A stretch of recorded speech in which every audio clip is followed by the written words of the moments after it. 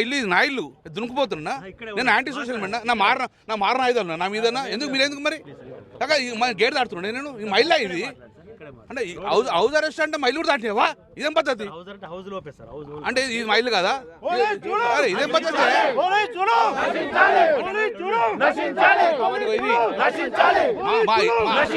ఇది మా ఇల్లు కూడా ఎప్పుడైనా బంద్లో పాల్గొంటాం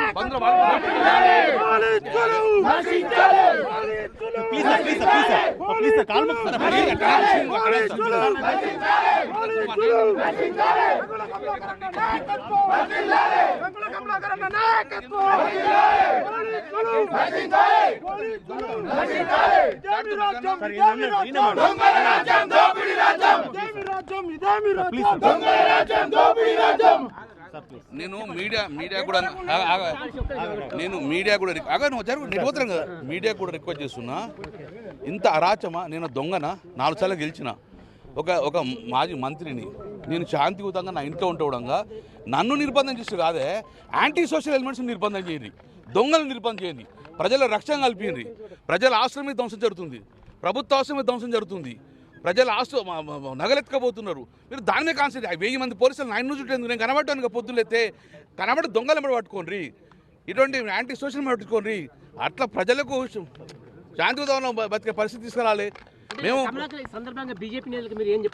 నేను ఒక్కటే చెప్తున్నా, బండి సంజయ్ కూడా ఒకటే చెప్తున్నా, సంజయ్ గారు ఇది నువ్వు ఒక మంత్రివి, నీ క్యాడర్ మొత్తం పలుకొట్టిండ్రు, మీరు యాక్షన్ తీసుకోవాలి.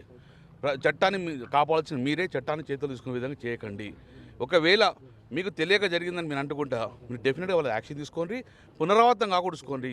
ప్రజల ఆస్తుల రక్షణ కల్పించేది మీరే, కానీ ప్రజల ఆస్తులు ధ్వంసం చేస్తుంటే మీరు చూస్తూ ఊరుకోకుండా అని చెప్పి నేను కూడా చెప్పడం జరుగుతుంది. నేను ఒక్కడే చెప్తున్నాను, మంత్రి ఒకవేళ కారణం అయితే మంత్రి పునరావృతం చేసుకోవాలి. మంత్రి నాకు సంబంధం లేనప్పుడు డెఫినెట్గా మంత్రి వాళ్ళ మీద యాక్షన్ తీసుకోవాలి. నా డిమాండ్ అది. ఎవరెవరైతే వాళ్ళు పాల్గొన్నారో వాళ్ళ మంత్రి యాక్షన్ తీసుకోవాలని చెప్పి నేను డిమాండ్ చేస్తాను. ప్రజలకు మనం పోలీసుకు చెప్పండి, వీళ్ళని యాక్షన్ తీసుకోమని చెప్పి మీరే స్వచ్ఛందంగా వచ్చి బండి సంజయ్ చెప్పాలని కోరుతున్నాం. 100% బండి మీరు బయట ఉండి సక్సెస్ అవుతుంది. మేము ఇక్కడ ఉన్నా కూడా బంధు స్వచ్ఛంగా పాటిస్తారు. ఎందుకంటే బంధు వాళ్ళు నేను కూడా నాకు చెప్పారు, ఇవాళ ఎమ్మెల్యే ఆఫీస్ దాడి చేశారు, రేపు మాంసం దాడి చేస్తారు కదా, మా మాస్టర్కి ఎవరు రక్షణ.